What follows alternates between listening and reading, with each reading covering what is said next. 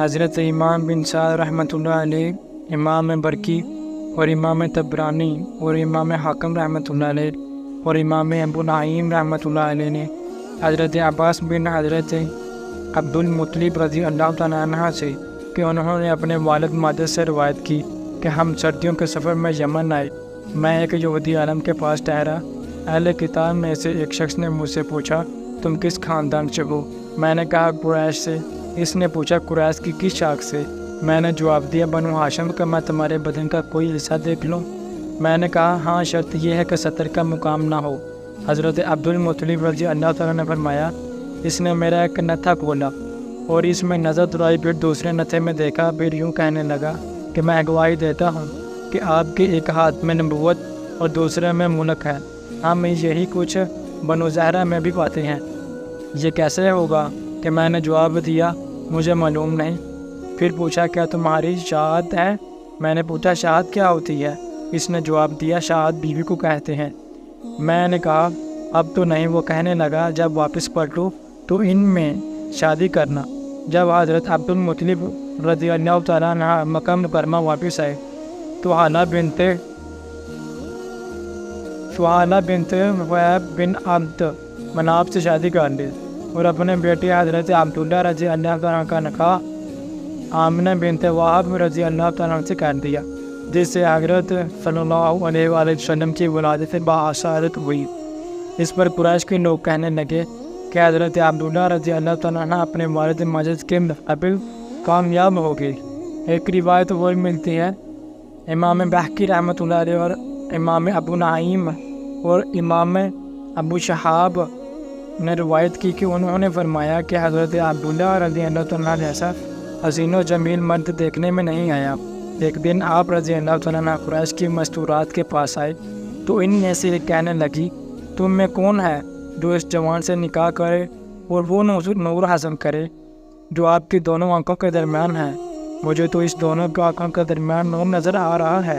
اس پر حضرت آمنہ بنت وہب رضی اللہ تعالیٰ نے آپ سے نکاح کر لیا۔ امام زبیر بن بکار رحمۃ اللہ علیہ نے حضرت سے روایت کی صورت بنت زاہدہ بن کاہنہ عورت نے بنو زہرہ کو ایک روز کہا تمہارے اندر ایک نذیر ڈر سنانے والی عورت ہے اور ایک پیغمبر کو جنم دے گی، اپنی لڑکیاں میرے پاس لاؤ۔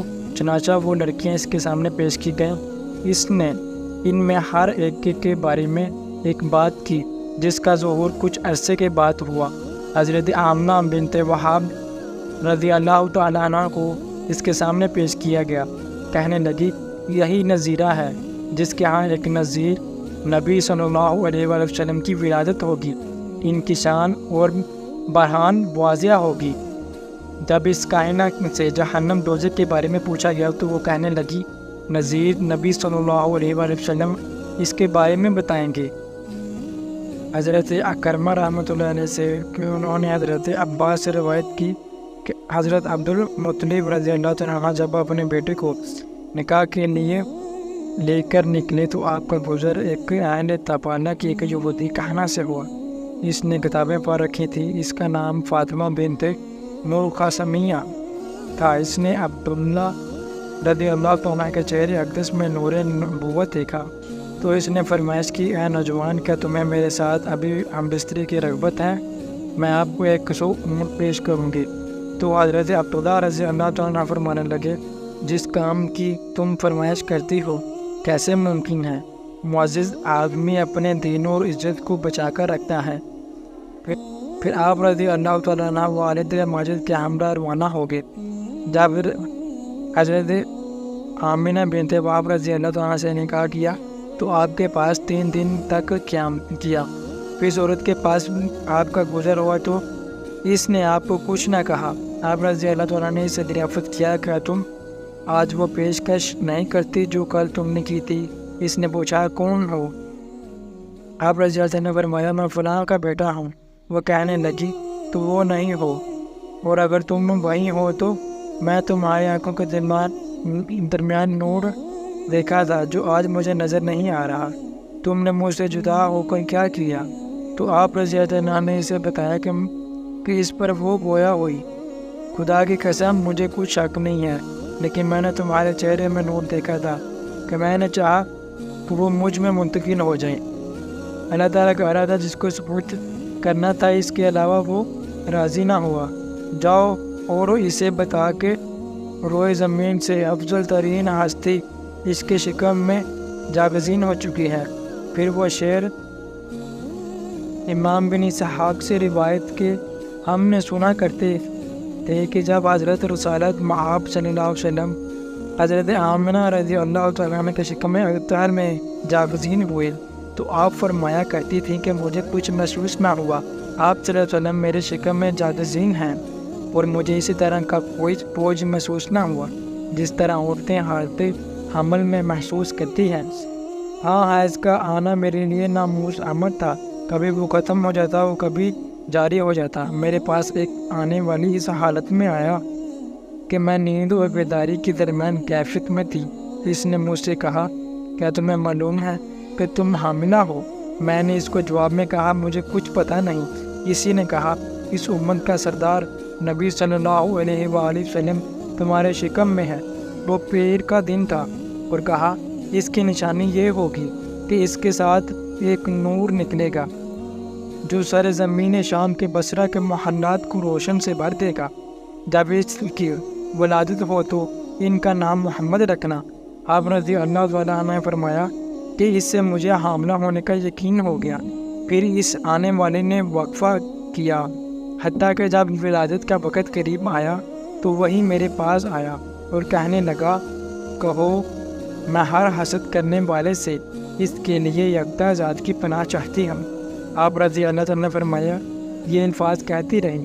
میں نے اس کا ذکر اپنے قبیلے کی عورتوں سے کیا تو انہوں نے ہاں کہا، اپنے بدن پر اپنے دونوں بازوؤں کے اوپر اپنے گردن پر لوہے کا ٹکڑا لٹکا لو۔ چنانچہ میں نے ایسے کر لیا۔ وہ میرے جسم پر چند دنوں تک باقی نہ رہا۔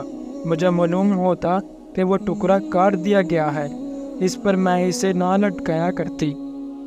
ایک اور روایت ملتی ہے، صحابہ رضی اللہ تعالیٰ عنہ نے عرض کی، یا رسول اللہ صلی اللہ علیہ وآلہ وسلم، اے اللہ کے رسول، اپنے بارے میں ہمیں بتائیں۔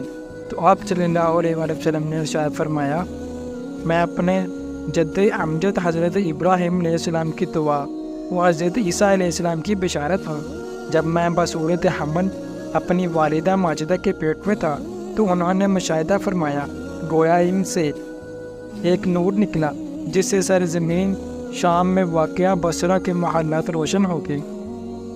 حضرت ابن عباس رضی اللہ تعالیٰ سے روایت ہے کہ انہوں نے فرمایا کہ حضرت سید آمنہ رضی اللہ تعالیٰ نے فرمایا کہ جب آپ صلی اللہ علیہ وسلم بصورت حمل میرے شکم میں جلوہ گر ہوئے، مجھے اس کے باعث ولادت پاک تک کوئی تکلیف نہ ہوئی۔ آغاز حمل کے دوران علماء کے مابین اختلاف ہے۔ حضور نبی پاک صلی اللہ علیہ وآلہ وسلم اس وقت حمل کی حالت میں تھے اور حضرت عبداللہ بن عبد المطلب رضی اللہ تعالیٰ عنہ وصال کے 25 برس کے تھے۔ اللہ تعالیٰ نے اپنے پیارے نبی رسول اللہ صلی اللہ علیہ وسلم کے والد ماجد کو اٹھا لیا اور وہ ہمیشہ اپنے رسول صلی اللہ علیہ وآلہ وسلم پر مہربان رہا جو اکیلے اور یتیم تھے۔ ترجمہ، میری جان قربان اس ہستی پر جو یتیمی کی حالت میں اکیلا رہ گئے، اور مجھے بھی وہ بہتر ہوتا ہے جو اکیلا ہو۔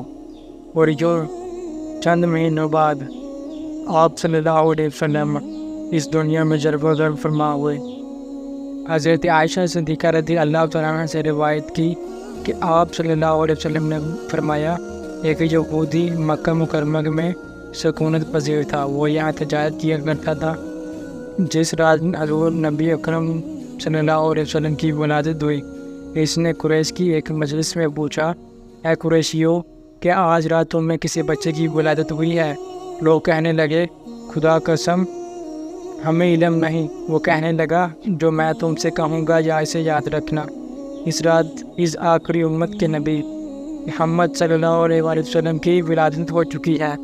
اس کے دونوں کندھوں کے درمیان ایک نشانی ہے، اس میں مسلسل بال ہیں۔ ایسا معلوم ہوتا ہے کہ وہ گورے کی عیال ہے۔ وہ 2 راتیں دودھ نہ پیے گا۔ لوگ اپنی مجلس سے اٹھ کر منتشر ہو گئے اور وہ اس کی باتوں پر تعجب کر رہے تھے۔ جب وہ اپنے گھروں میں پہنچے، ہر شخص نے اپنے گھر والوں کو یہودی والی بات سنائی۔ گھر والے کہنے لگے، آج رات حضرت عبداللہ بن عبد المطلب رضی اللہ تعالیٰ عنہ کا ایک لڑکا پیدا ہوا ہے جس کا نام انہوں نے محمد رکھا ہے۔ لوگ جمع ہو کر اس یہودی کے پاس آئے اور اسے بچے کی ولادت کی خبر دی، اور وہ کہنے لگا، میرے ساتھ چلو، میں اسے دکھانا چاہتا ہوں۔ وہ اس کے ہمراہ چلے پڑے اور اسے حضرت آمنہ رضی اللہ تعالیٰ عنہ کے گھر لے گئے۔ انہوں نے آپ سے گزارش کی کہ اپنے بچے کو ہمارے پاس باہر نکالیں۔ آپ رضی اللہ تعالیٰ نے باہر نکالا۔ انہوں نے آپ صلی اللہ علیہ وسلم کی پیٹھ مبارک سے کپڑا ہٹایا۔ اس نے وہ نشان دیکھا جس پر وہ بے ہوش ہو کر گر پڑا۔ جب اسے افاقہ ہوا، لوگ اسے کہنے لگے، تجھے ہلاکت ہو، تجھے کیا ہوا؟ وہ بولا، خدا کی قسم، بنی اسرائیل سے نبوت جاتی رہی، تم نے اس کے ذریعے مجھے غمگین کر دیا۔ اے جماعت قریش، خدا کی قسم، تمہارے ذریعے اس کو ایسی شوکت میسر آئے گی کہ اس کی خبر مشرق سے مغرب تک پھیلے جائے گی۔ امام ابن سعد رحمۃ اللہ نے حضرت ابن عباس رضی اللہ عنہ سے روایت کی، آپ نے فرمایا، یہودوں کو باعث مبارکہ سے قبل آپ صلی اللہ علیہ وسلم کی صفت ثنا معلوم تھی، اور یہ بھی پتہ تھا کہ مدینہ منورہ آپ صلی اللہ علیہ وسلم کا دار ہجرت ہے۔ جب ولادت باسعادت ہوئی تو یہودیوں کے علماء کہنے لگے، آج رات حضرت احمد صلی اللہ علیہ وسلم پیدا ہو گئے، یہ ستارہ طلوع ہو گیا۔ جب وحی کا آغاز ہو چکا، بول اٹھے، حضرت محمد صلی اللہ علیہ وسلم کی بعثت ہو چکی ہے۔ وہ یہ سب کچھ جانتے تھے، اس کا اقرار کرتے تھے اور بیان کرتے تھے، لیکن حسد اور بغاوت نے ان کی عاقبت تباہ کر دی۔